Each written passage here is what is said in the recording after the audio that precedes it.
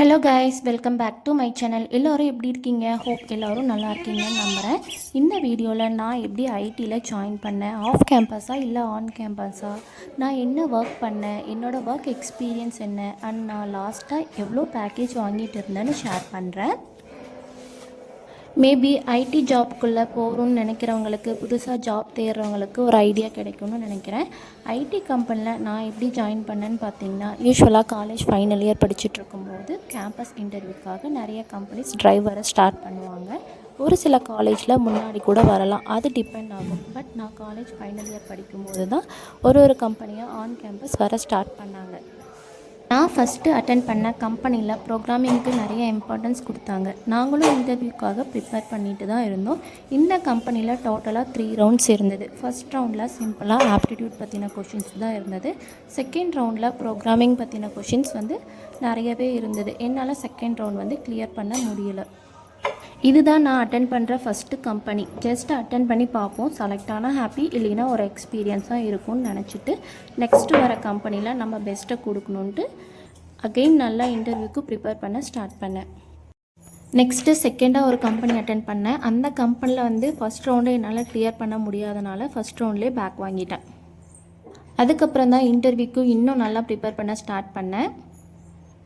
தேர்டாக attend பண்ண கம்பெனியில் பார்த்திங்கன்னா டோட்டலாக 2 ரவுண்ட் இருந்தது. ஃபஸ்ட் ரவுண்டில் ஆப்டிடியூட் ப்ளஸ் இமெயில் ரைட்டிங்காக இருந்தது. செகண்ட் ரவுண்ட் ஹெச்ஆர் ரவுண்ட் அந்த மாதிரி இருந்தது. ஃபஸ்ட் ரவுண்டில் கிளியர் பண்ணிட்டேன். அந்த ரிசல்ட் வந்தால் தான் நம்ம நெக்ஸ்ட்டு ஹெச்ஆர் ரவுண்ட் அட்டன் பண்ணுற மாதிரி இருந்தது. ஃபஸ்ட் ரவுண்டில் சிம்பிளான ஆப்டிடியூட் கொஷின்ஸும் இமெயில் ரைட்டிங் அந்த மாதிரி தான் இருந்தது. நெக்ஸ்ட்டு ரவுண்டுக்கு போகும்போது ஹெச்ஆர் ரவுண்டு அது நெக்ஸ்ட் டே தான் நடந்தது. ஸோ எனக்கு இன்டர்வியூக்கு இன்னும் நல்லா ப்ரிப்பேர் பண்ணுறதுக்கு ஒரு சான்ஸ் கிடைச்சது. ஹெச்ஆர் ரவுண்டுக்கு நான் எந்த மாதிரி ப்ரிப்பேர் பண்ணேன்னு பார்த்தீங்கன்னா செல்ஃப் இன்ட்ரோ நல்லா ப்ரிப்பேர் பண்ணிக்கிட்டேன். அதுக்கப்புறம் பார்த்திங்கன்னா நம்ம ஏரியா ஆஃப் இன்ட்ரெஸ்ட்டில் என்ன போட்டிருக்கிறோமோ அதுலேருந்து தான் கொஷின்ஸ் ரைஸ் பண்ணுவாங்க ஹெச்ஆர்ஸு. நான் அதிகமாகலாம் போடல, நமக்கு என்ன தெளிவாக தெரியுமோ அதை மட்டும்தான் நம்ம ஏரியா ஆஃப் இன்ட்ரெஸ்ட்டில் போட்டிருக்கணும். நெக்ஸ்ட்டு நம்மளோட ஸ்ட்ரென்த் என்ன, வீக்னஸ் என்ன அப்படிங்கிற கொஷின்ஸ் எல்லாம் ரைஸ் பண்ணுவாங்க. அதுக்கப்புறம் கம்பெனி பற்றினா ஒரு சில கொஷின்ஸ் எல்லாம் ரைஸ் பண்ணுவாங்க. சேலரி பேக்கேஜ் டிஸ்கஸ் பண்ணுவாங்க. இந்த மாதிரி தான் ஹெச்ஆர் ரவுண்ட் இருக்கும். இதுக்கு நான் நல்லாவே ப்ரிப்பேர் பண்ணியிருந்தேன். ஹெச்ஆர் ரவுண்ட் அட்டன் பண்ணதுக்கப்புறமா நமக்கு ரிசல்ட் உடனே கிடையாது. 2 டேஸ்க்கு அப்புறம் தான் ரிசல்ட் வந்தது. இன்டர்வியூவில் நான் செலக்ட் ஆகிட்டேன்ட்டு ஒரு ரிசல்ட் வந்தது. அதை பார்த்ததுமே எனக்கு ரொம்ப ஹாப்பியாக இருந்தது. நான் அட்டன் பண்ண 3rd கம்பெனியில் நான் இன்டர்வியூவில் செலக்ட் ஆகிட்டேன். அதுக்காக நான் நிறையாவே எஃபெக்ட் போட்டிருக்கிறேன்னு தான் நான் சொல்லணும். என்னோடய இன்டர்வியூ ரிசல்ட் எப்படி வந்ததுன்னு பார்த்திங்கன்னா, நான் தீபாவளிக்காக ஊருக்கு போயிட்டுருக்கும்போது ஜஸ்ட்டு 10 நிமிஷத்தில் நான் என் வீட்டுக்கு போய் சேர்ந்துருவேன். அந்த 10 நிமிஷத்துக்கு முன்னாடியே எனக்கு ஒரு மெசேஜ் வருது. அதாவது நீங்கள் இன்டர்வியூவில் செலக்ட் ஆகிட்டீங்க அப்படின்ட்டு ஒரு மெசேஜ் வந்தது. அதை பார்த்ததுமே எனக்கு ரொம்ப ஹாப்பியாக இருந்தது. ஆனால் ஆஃபர் லெட்டர் அப்போ வரல, ஒரு 10 டேஸ்க்கு அப்புறம் தான் வருது அப்படிங்கிற மாதிரி இன்ஃபார்ம் பண்ணியிருந்தாங்க. நான் வீட்டில் போய் சொன்னது என் வீட்டில் இருக்கிறவங்களுமே ரொம்ப ஹாப்பியாக ஃபீல் பண்ணாங்க. என் அப்பா அம்மா விவசாயம் தான் பார்த்தாங்க. அவங்களுக்கு இந்த ஐடி கம்பெனி பற்றின நாலேஜ்லாம் அதிகமாக கிடையாது. பட் ஆனால் எனக்கு ஒரு வேலை கிடச்சிச்சு அப்படின்னு நினச்சி ரொம்ப பெருமையாக ஃபீல் பண்ணாங்க. 10 டேஸ்க்கு அப்புறம் ஆஃபர் லெட்டர் வந்தது. ஆஃபர் லெட்டரில் ஜூன் 14, 2018 நீங்கள் ஜாயின் பண்ணணும் அப்படின்ட்டு மென்ஷன் பண்ணியிருந்தாங்க. நான் இந்த இன்டர்வியூ நவம்பர் மந்த்தே கிளியர் பண்ணிட்டனால, பாஸ் ஆகிட்டனால மீதி இருக்கிற ஃபைனல் இயர்ஸை ரொம்ப ஜாலியாக என்ஜாய் பண்ணிகிட்டு இருந்தேன். நம்ம ஃபஸ்ட்டு இன்டர்வியூவில் செலக்ட் ஆகிட்டோம்னா நம்ம ஃபைனல் இயராக ரொம்ப ஜாலியாகவே என்ஜாய் பண்ணிக்கலாம். அதுக்கப்புறம் நான் எந்த கம்பெனிஸுமே அட்டென்ட் பண்ணல. ஆனால் எனக்கு மார்ச் 31 வரைக்குமே காலேஜ் இருந்தது. ஒரு சிலர்லாம் சொல்லுவாங்க, நான் இன்டர்வியூக்கு எந்த ப்ரிப்பரேஷனும் பண்ணல, ஜஸ்ட் போய் அட்டன் பண்ணேன், பட் நான் இன்டர்வியூவில் செலக்ட் ஆகிட்டேன்ட்டு. அந்த மாதிரி நான் சொல்ல விரும்பல. ஆனால் இதுக்காக நான் நிறையா எஃபெக்ட் போட்டிருக்கிறேன்.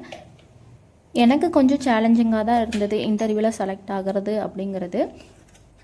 என்னோடய ரெஸ்யூமில் நான் என்ன போட்டிருந்தேனோ அதுக்கு மட்டும்தான் நான் ப்ரிப்பேர் பண்ணி வச்சுருந்தேன். எக்ஸ்ட்ராவாக எந்த ப்ரிப்பரேஷனும் நான் பண்ண கிடையாது.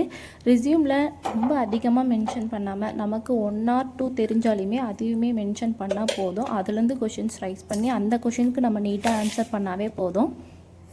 ஃபைனல் இயர் முடிஞ்சு வீட்டுக்கு போகும்போது ஒரு ஆஃபர் லெட்டரோடு வீட்டுக்கு போகும்போது நமக்குன்னு ஒரு வேலை இருக்குது, இங்கேருந்து போனால் அப்படின்ட்டு வெளியில் போகும்போதே ஒரு ஃபீல் ஹாப்பியாக இருந்தது.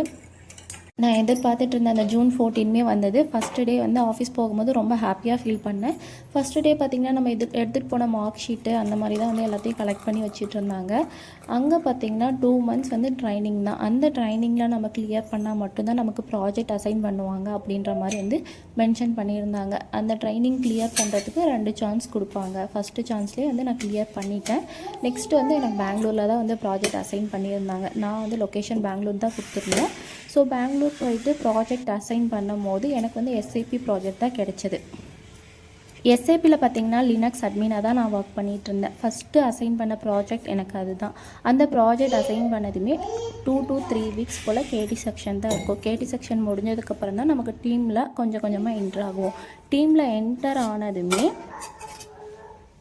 டீம் மெம்பர்ஸ் கூட மிங்கிளாக நம்ம வந்து ப்ராஜெக்டை பற்றி இன்னும் தெளிவாகவே கற்றுக்கலாம். அதாவது நம்ம என்ன ஒர்க் பண்ணுறோன்றதை நம்ம தெரிஞ்சுக்கிட்டோம்னா ரெகுலராக நம்ம வந்து டென்ஷன் இல்லாமல் இருக்கலாம். நான் ஒர்க் பண்ணது பார்த்திங்கன்னா 24/7. எனக்கு morning shift, night shift, afternoon shift 3 ஷிஃப்ட்டுமே இருந்தது. நைட் ஷிஃப்ட்டுக்கு அலவன்ஸ் இருந்தது. நான் ஃபஸ்ட்டு ஜாயின் பண்ணும் போது என்னோடய பேக்கேஜ் பார்த்திங்கன்னா 3 lakhs per annum தான் இருந்தது. நம்ம ஃபஸ்ட்டு ஒரு கம்பெனியில் ஜாயின் பண்ணிட்டோம்னா நம்ம வந்து லோ பேக்கேஜாக இருந்தாலும் பரவாயில்ல அப்படின்ட்டு ஜாயின் பண்ணணும். ஏன்னா வந்து எக்ஸ்பீரியன்ஸை பொறுத்து அதுக்கப்புறம் நம்ம கம்பெனி ஷிஃப்ட் ஆக நம்ம சேலரியை வந்து அதிகப்படுத்திக்கலாம். எனக்கு கூடவே நைட் ஷிஃப்ட் அலவன்ஸும் சேர்ந்து வந்தனால என்னால் வந்து மேனேஜ் பண்ணிவிட்டு இருக்க முடிஞ்சது. 1 yearக்கு அப்புறம் வந்து கொரோனா லாக்டவுன் ஸ்டார்ட் ஆகிடுச்சு. கொரோனா லாக்டவுனில் வந்து ஒர்க் ஃப்ரம் ஹோம் தான். 1 yearக்கு அப்புறம் ஹைக் என்னடா வந்திருக்குன்னு பார்த்தா பெருசாக ஒன்றும் கிடையாது. நமக்கு வந்து கிரேட்மே கொடுப்பாங்க. கிரேடை பொறுத்து தான் வந்து ஹைக் இன்க்ரிமெண்ட்டே இருக்கும். A grade, B grade, C grade. நல்லா பெர்ஃபார்ம் பண்ணால் ஏ கிரேட், ஓரளவுக்கு பெர்ஃபார்ம் பண்ணால் பி, ஒன்றுமே இல்லைன்னா சி. ஆனால் அந்த மாதிரிலாம் வந்து கிரேட் வந்து அங்கே கொடுக்குறதே கிடையாது. எக்ஸ்பீரியன்ஸாக இருக்கிறவங்களுக்கு வந்து ஏ கிரேடும், அதுக்கப்புறம் அந்த எக்ஸ்பீரியன்ஸை பொறுத்து தான் அந்த கிரேடுமே அமையும். அந்த கிரேடை வச்சு தான் நமக்கு ஹைக்கு, இன்க்ரிமெண்ட் எல்லாமே வந்து இருக்கும். ஆனால் வந்து சீனியருக்கு தான் வந்து ஃபஸ்ட் இம்பார்ட்டன்ஸ் அப்படின்ற மாதிரிலாம் சொல்லுவாங்க. என்னோடய ஒர்க் அங்கே என்னென்னு பார்த்தீங்கன்னா ஃபுல் லைனக்ஸ் பேஸ்டு கமெண்ட்ஸு, அதுக்கப்புறம் விஎம்ஸ் மானிட்டர் பண்ணுறது, ஃபிசிக்கல் சர்வீஸ் மானிட்டர் பண்ணுறது, அப்புறமேட்டுக்கு வந்து ஏதாவது பார்ட்ஸ் ரீப்ளேஸ் பண்ணுறது, அந்த மாதிரி தான் வந்து நான் என்னோடய ஆக்டிவிட்டியில் அப்படி தான் இருந்தது. 3 yearsக்கு அப்புறம் வேறு கம்பெனி ஷிஃப்ட் ஆகலான்னு நினச்சிட்டு இருந்தேன். என் கூட இருந்த எல்லாருமே வந்து வேறு கம்பெனிக்கு ஷிஃப்ட் ஆகிட்டாங்க.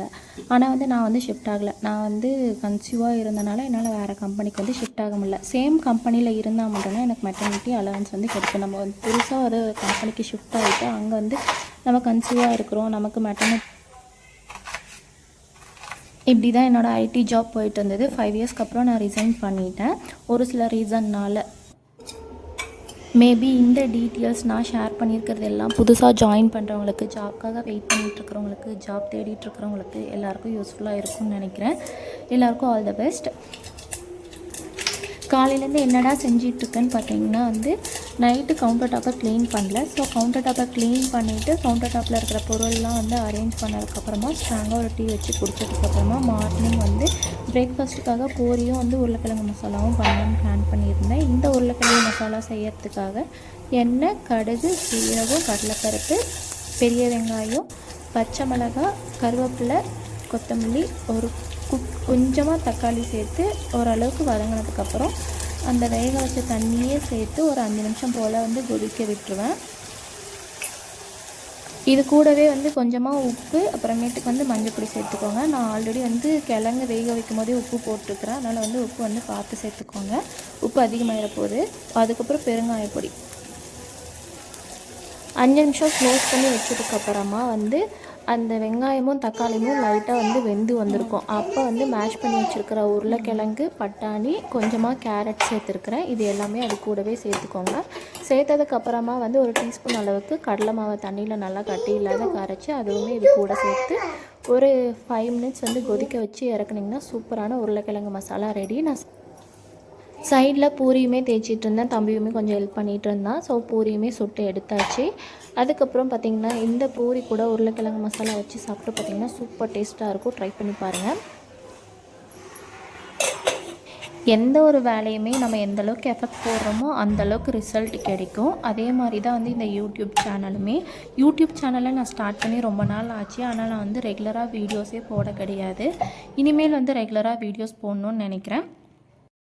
நான் தோத்துட்டேன்னு நினச்சேன்னா எங்கள் அப்பா எனக்காக பாடுற ஒரே ஒரு லைன், தோல்வி நிலையென்று நினைத்தான் மனிதன் வாழ்வை நினைக்கலாமான்னு சொல்வார். அது ரொம்ப கரெக்டு தான். அதே மாதிரி தான் எதுவுமே தோல்வி நிரந்தரமும் கிடையாது, நிலையானதும் கிடையாது. முயற்சி தோற்கலாம், ஆனால் முயற்சிகள் தோற்காது. ஒரு முறை முயற்சி பண்ணிவிட்டு தோற்றுட்டோம்னா விட்டுறக்கூடாது. முயற்சி செஞ்சுக்கிட்டே இருந்தால் தான் ஒரு நாள் வெற்றி கிடைக்கும். அதே மாதிரி தான் எல்லாமே. உங்களுக்கு என்னோடய ஜாப் ரிலேட்டடாக ஏதாவது கொஷின்ஸ் கேட்கணும்னு நினச்சிங்கன்னா மறக்காமல் கமெண்ட் பண்ணுங்கள். உங்களுக்கு இந்த வீடியோ பிடிச்சிருந்துச்சின்னா மறக்காமல் லைக், கமெண்ட், சப்ஸ்கிரைப் பண்ணி சப்போர்ட் பண்ணுங்கள். இன்னொரு இன்ட்ரெஸ்டிங்கான வீலாகில் பார்க்கலாம். பாய்.